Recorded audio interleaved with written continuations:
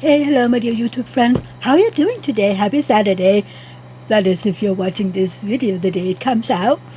I hope you're doing well. Please let me know down in the comment field how you're doing and what you're doing on this Saturday or whatever day you're watching this. So if you're new to my channel, hi, welcome. My name is Mia. I live in Denmark with my husband and 4 cats. So I would really appreciate it if you would consider subscribing to my channel. We have a subscribe button right down there somewhere. Next to it you will find a bell, so if you ding that bell and choose all, you will be notified whenever I put up a new video. And to everyone coming back, hi friends, I'm so happy to see you here. I hope that every one of you will give my video a thumbs up. It really does help with all the YouTube algorithms and whatnot. Plus, it helps my channel to be seen by people not subscribed yet. So yeah, as you know, on Saturdays I read a fairy tale from the Danish author Hans Christian Andersen. He was born in the end of the 1700s, I think. I still haven't looked into it. But yeah, sorry. This yawning is driving me crazy, but it is because of medication, so please bear with me. Yeah. So if you're new here, I am reading off my phone, so I will be looking down while I'm reading. So, yeah, enjoy. This story is called The Flying Trunk. There once was a merchant who was so rich that he could have paved the whole street with gold and would even then have had enough for a small alley. But he did not do so. He knew the value of money better than to use it in this way. So clever was he that every shilling he put out brought him a crown, and so he continued till he died. His son inherited his wealth, and he lived a merry life with it. He went to a masquerade every night, made kites out of a 5-pound note, and then threw pieces of gold into the sea instead of stones, making ducks and drakes of them. In this manner he soon lost all his money. At last he had nothing left but a pair of slippers, an old dressing gown, and 4 shillings. And now all his friends deserted him. They could not walk with him in the streets, but one of them, who was very good-natured, sent him an old trunk with a message. "Pack up." "Yes," he said, "it is all very well to say pack up," but he had nothing left to pack up. Therefore he seated himself in the trunk. It was a very wonderful trunk, so no sooner did anyone press on the lock than the trunk could fly. He shut the lid and pressed the lock. Then away flew the trunk up in the chimney with the merchant's son in it, right up into the clouds. Whenever the bottom of the trunk cracked, he was in a great fright, for if the trunk fell to pieces, he would have made a tremendous somerset over the trees. However, he got safely in his trunk to the land of Turkey. He hid the trunk in the woods under some dry leaves, and then went into the town. He could do so very well, for the Turks always go about dressed in a dressing gown and slippers, as he was himself. He happened to meet a nurse with a little child. "I say, you Turkish nun," cried he, "what castle is that near the town, with the window placed so high?" "The king's daughter lives there," she replied. "It has been prophesied that she will be very unhappy about a lover, and therefore no one is allowed to visit her unless the king and queen are present." "Thank you," said the merchant's son. So he went back to the woods, seated himself in his trunk, flew up to the roof of the castle, and crept through the window into the princess's room. She lay on the sofa asleep, and she was so beautiful that the merchant's son could not help kissing her. Then he awoke and was very much frightened, but he told her that he was a Turkish angel who had come down through the air to see her, which pleased her very much. He sat down by her side and talked to her. He said her eyes were like beautiful dark lakes in which the thoughts swam about like the little mermaids, and he told her that her forehead was a snowy mountain which contained splendid halls full of pictures. And then he related to her about the stork who brings the beautiful children from the rivers. Those were delightful stories, and when he asked the princess if she would marry him, she consented immediately. But you must come on Saturday, she said, for then the king and queen will take tea with me. They will be very proud when they found out that I'm going to marry a Turkish angel. But you must think of some very pretty stories to tell them, for my parents like to hear stories better than anything. My mother prefers one that is deep and moral, but my father likes something funny, to make him laugh. Very well, he replied. I shall bring you no other marriage portion than a story. And so they parted, but the princess gave him a sword which was studded with gold coins, and these he could use.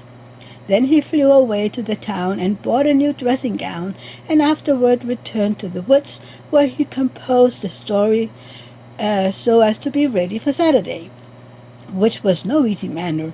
It was ready, however, by Saturday, when he went to see the princess. The king and queen and the whole court were at tea with the princess, and he was received with great politeness. Will you tell us a story, said the queen, one that is intrusive and full of deep learning? Yes, but with something in it to laugh at, said the king. Certainly, he replied, and commenced at once, asking them to listen attentively. There was once a bundle of matches that were exceedingly proud of their high descent. Their genealogical tree, that is a large pine tree from which they had been cut. Genealogical tree, that is, a large pine tree from which they had been cut, was at one time a large old tree in the wood. The matches now lay between a tinder box and an old iron saucepan, and were talking about their youthful days. Ah, then we grew on the green boards, and were so green as they every morning and evening when we were fed with diamond drops of dew. Whenever the sun shone, we felt his warm rays, and the little birds would relate stories to us as they sung. We knew that we were rich, for other trees only wore their green dress in summer, but our family were able to array themselves in green summer and winter. But the woodcutter came like a great revolution, and our family fell under the axe. The head of the house obtained a situation as a mainmast in a very fine ship, and can sail around the world when he will. The other branches of the family were taken to different places, and our office now is to kindle a light for common people.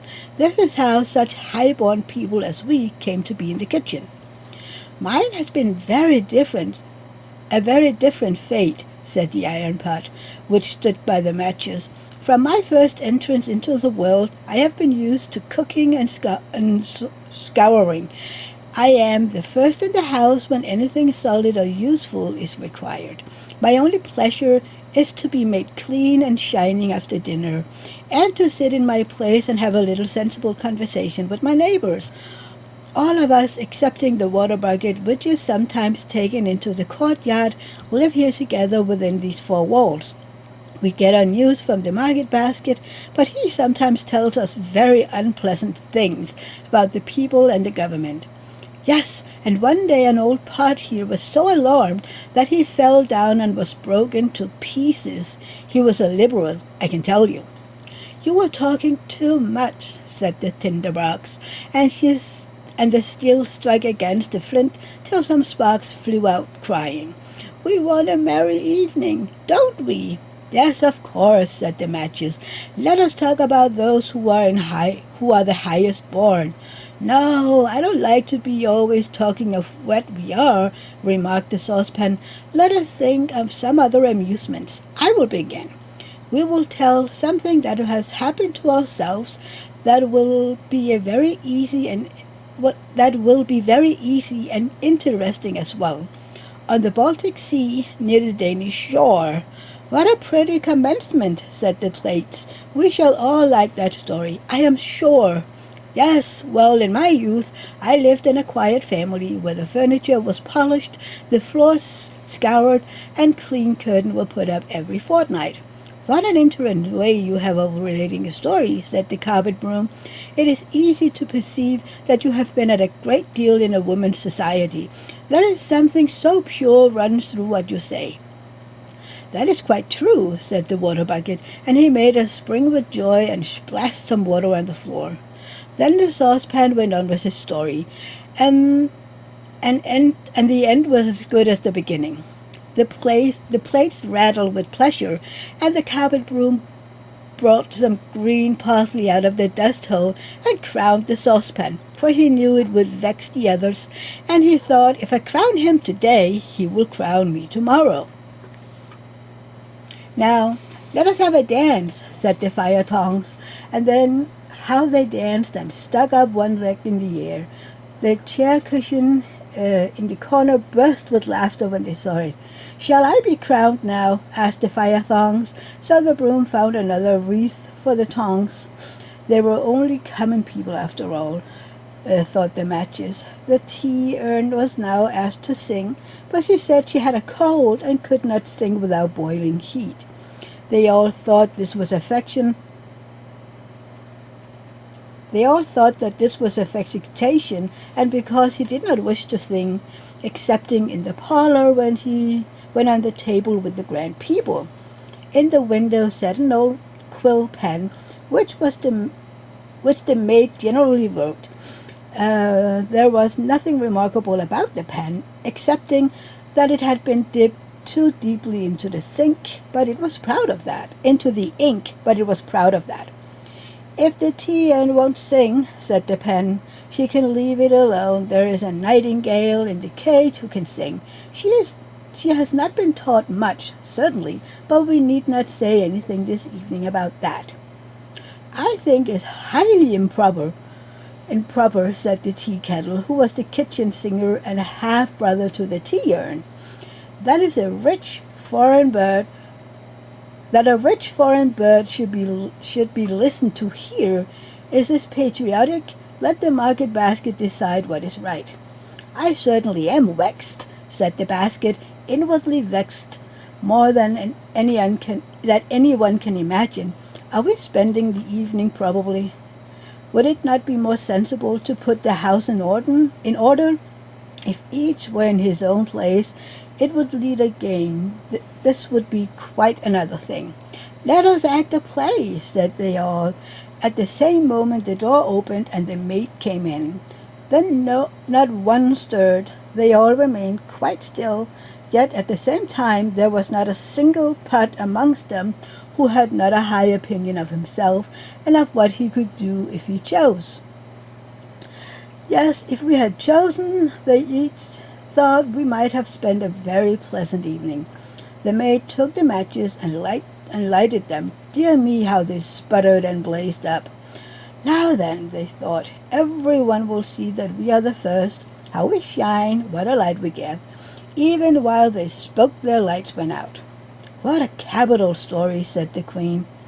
"I feel as if I was really in the kitchen and could see the matches. Yes, you shall marry our daughter." "Certainly," said the king. "Thou shalt have our daughter."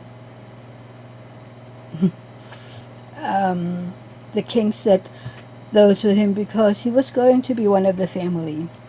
The wedding day was fixed, and on the evening before, the whole city was illuminated. Cakes and sweetmeats were thrown amongst the people. The street boys stood on tiptoe and shouted, "Hooray!" and whistled between their fingers. Altogether, it was a very splendid affair. "I will give them another treat," said the merchant's son. So he went and bought rockets and crackers and all sorts of fireworks that could be thought of, packed them in his trunk, and flew up with it into the air. What a wheezing and popping they made as they went off! The Turks, when they saw such a sight in the air, jumped so high that their slippers flew about their ears. It was easy to believe after this that the princess was really going to marry a Turkish angel. As soon as the merchant's son had come down in his flying trunk to the wood after the fireworks, he thought, "I will go back into town now and hear what they think of the entertainment." It was very natural that he could wish to know. And what strange things people did say, to be sure. Everyone whom he questioned had a different tale to tell, though they all thought it was very beautiful. I saw the Turkish angel myself, said one. He had eyes like glittering stars and a head like foaming water. He flew in a mantle of fire, cried another, and lovely little cherubs peeped out from the folds. He heard many more fine things about himself, and that the next day he was to be married. After this he went back to the forest to rest himself in his trunk. It had disappeared. A spark from the fireworks which remained had set it on fire. It was burned to ashes, so the merchant's sons could not fly any more, nor to go meet his bride. She stood all day on the roof waiting for him, and most likely she is waiting still, while he wanders through the worlds telling fairy tales, but none of them so amusing as the one he related about the matches. The end.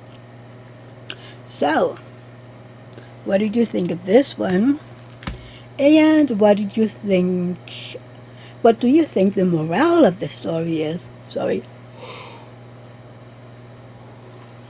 Yeah, what do you think? I would really love to know.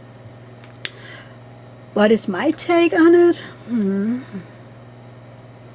I don't know. Not to think too high of yourself, to keep it simple.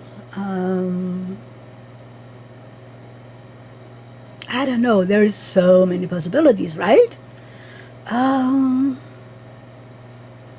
Yeah, maybe not to overdo it, to stop while you have the upper hand. I don't know. Let me know down in the comment field what you think about this. I would love, love, love to know it. And yeah, I think this is about it for today. Don't forget, thumbs up, please. It will help me tremendously.